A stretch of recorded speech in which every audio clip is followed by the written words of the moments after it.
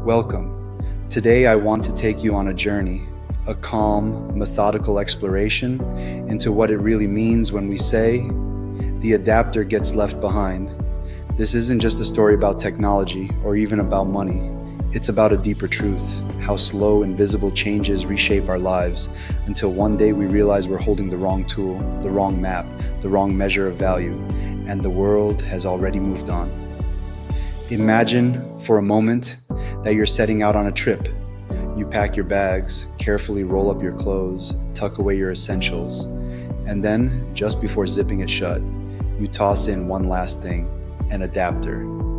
The little plug that connects your device to the wall. You don't think much about it. It's small, it's cheap, it's forgettable. But when you arrive in another country, you realize it doesn't fit. The world around you has a different shape, a new standard, and your adapter, the thing you counted on to keep you connected, is useless. At this simple image, the adapter left behind, is the lens through which we'll explore something much larger. How the very system of money we rely on every single day has quietly shifted beneath our feet. Most of us, if we're honest, are still carrying around the old adapter. We still expect the dollar, or the bank, or the savings account to work the way it once did, but history shows us those assumptions no longer fit. To understand why, we have to go back to a year that seems far away, but whose shadow still stretches into everything we touch today. That year is 1971. In 1971, the United States ended the convertibility of the dollar into gold. In plain language, money was no longer tethered to anything fixed, scarce, or outside the control of governments and banks. Before that, the dollar had been like a ruler with a consistent inch. Afterward, it became more like a rubber band, stretchable, manipulable, still useful, yes, but no longer anchored. Think of that moment as the quiet invention of a new kind of adapter, one that worked for the times, but not forever. Most people didn't notice the change. They were busy living their lives, raising families, going to work. But over time, the effects compounded. Prices crept up. Savings accounts lost their power. The yardstick we all use to measure value was shrinking in our hands. This is the hidden cost of inflation. It doesn't scream, it doesn't shout. It simply erodes, like a tide pulling grains of sand from beneath your feet. And if you're still using the old adapter, if you still believe your money today is the same money your grandparents held, then slowly, quietly, you are being left behind. Let me show you with a calculator. If you earned $10 in 1971, it could buy you more than 3 full meals at a restaurant. The same $10 today, barely enough for a fast food combo. That's not because food became rare, it's because the unit you're measuring with, the dollar, changed shape. It's as if inches stretched every year, and yet we still insisted on using the same ruler. And here's the part most people miss. It isn't just about prices, it's about time. When your savings melt away in silence, you're not just losing dollars. You're losing the hours, the days, the years you traded to earn them. Inflation doesn't just steal money, it steals life. Which brings us back to the adapter. Every generation has its tools, the ways it connects to the world. Some of those tools serve well for a season and then expire. And when they do, the people who cling to them lovingly, faithfully, are the very ones who get stranded. Think of VHS tapes. Think of floppy disks. Think of the old internet dial-up tone. All of them, adapters, now left behind. But here's the uncomfortable truth. Money itself is just another adapter. It's not the thing of value. It's the plug that connects your work, your energy, your time into the larger system of exchange.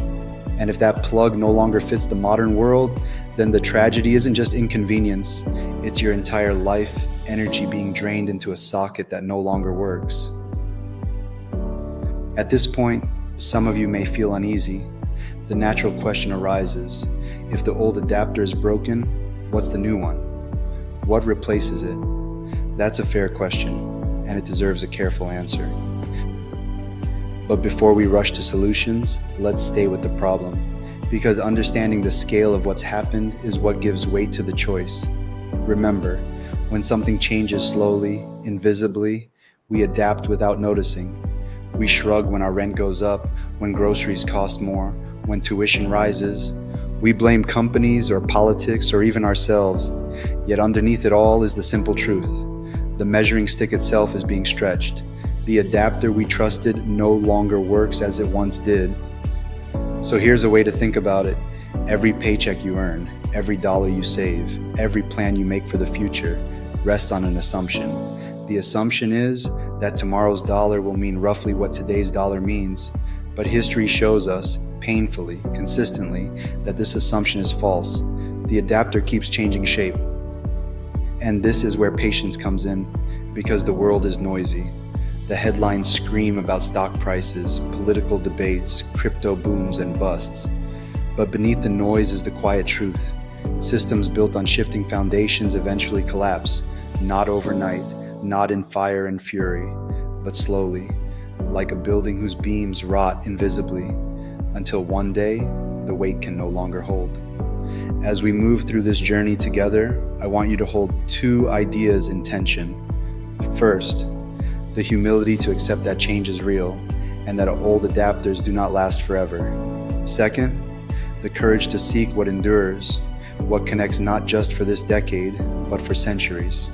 Because money at its best is not just a tool, it is the bridge between your work today and the life you hope to live tomorrow. If that bridge is weak, your future crumbles. If that bridge is strong, you can walk across with confidence. In a moment, we'll turn to what all of this means for us now, in a world of digital money, of inflation headlines, of endless debates about what comes next.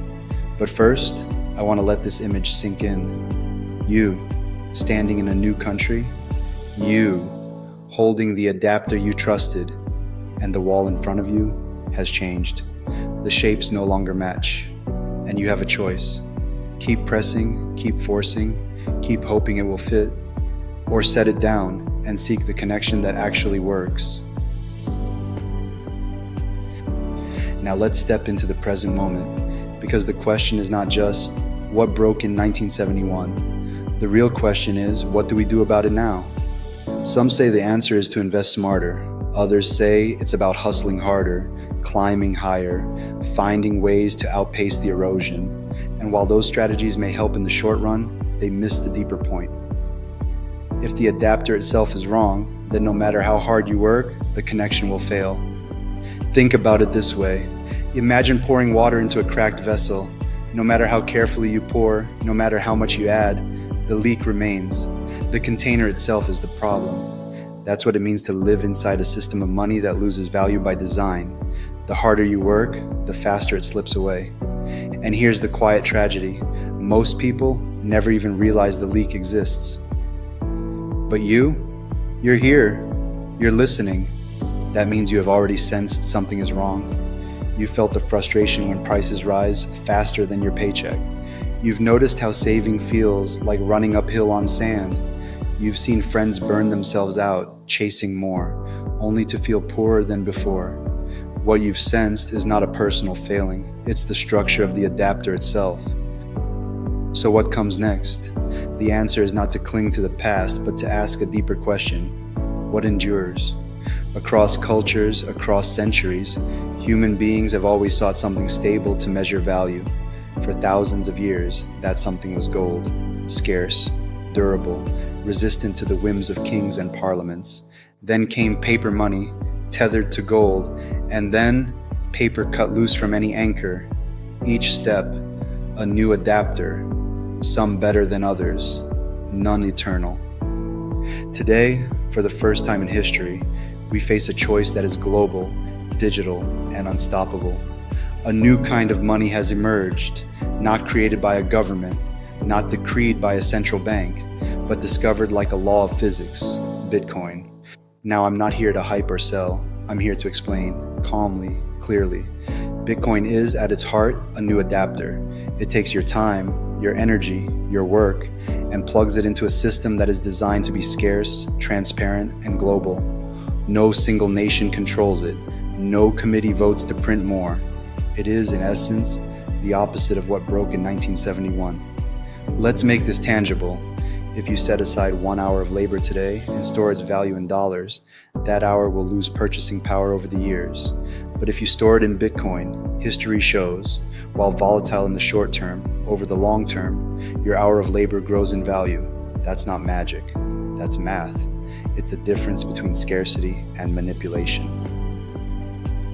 And this is where the freedom calculator comes in, because I don't want you to just nod along. I want you to see the numbers for yourself. Go to secureyourtime.com, e-investment, and test it. Plug in a simple number like, what happens if I save $10 every week for the next 10 years? Run that calculation in dollars, then in Bitcoin. The difference will open your eyes. This is not about getting rich quick. This is about escaping the trap of the broken adapter. This is about reclaiming the time you trade every day and making sure it actually connects to your future. Because your time is the only currency you can't earn back, and the system you choose to store it in matters more than most people dare to admit. Of course, Bitcoin isn't the only conversation. Technology keeps racing forward. Digital central bank currencies, payment apps, tokens, innovations no one has yet imagined. Some of these will thrive, many will fade. The key is not to memorize every detail, but to grasp the principle. Adapters change. If you cling to the wrong one, you will be left behind. If you adapt with wisdom, you can move forward with confidence. And this is where philosophy matters, because without a calm, disciplined mind, you'll be tossed around by every headline, every market swing. The Stoics taught us, control what you can, accept what you cannot, prepare for both. That wisdom is timeless, and it applies perfectly here. You cannot control inflation. You cannot control central banks. You cannot control politics. But you can control your time preference. You can choose patience. You can decide where you store your energy. But play the long game. Think in decades, not days. When fear rises, remember, slow is smooth and smooth is fast. Protect your energy. Spend your time wisely. And above all, refuse to let emotions rule your financial choices. If you can do this, if you can step back, breathe, and think with clarity, then you will not be left scrambling with the wrong adapter in your hand. You'll be the one calmly plugging in while others panic. That's not arrogance, that's preparation. Let me end with this image. Picture yourself 10 years from now. The world will look different. It always does. Technologies will shift, governments will rise and fall, currencies will change. The question is, will your future self thank you? Will you be plugged into the system that preserved your time, your energy, your freedom? Or will you be standing there, adapter in hand, realizing too late, the world has moved on without you? The choice is yours. And the first step is simple.